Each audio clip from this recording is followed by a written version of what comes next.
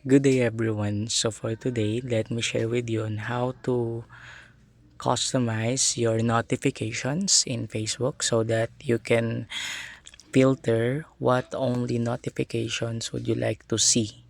So in order to do that, you have to make sure that you are here and then click on the profile picture here, and then here click the three lines here and scroll down and look for settings and privacy.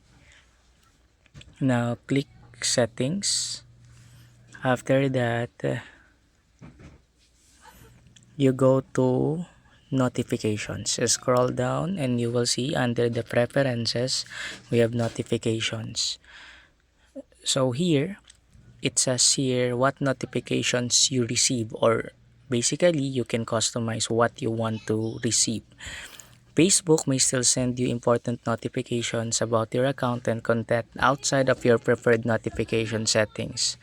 So here, let's say in the comments, you just choose which notification you like to receive. Let's say for example, a push comments, email, or SMS. You can turn it on or off depending on your preferences. The same with tags. So you can turn on and off which notifications would you like to receive from the tags. So here we have any other notifications here. Let's say friend requests, it will notify if you turn it on, or it will not notify if you turn it off. So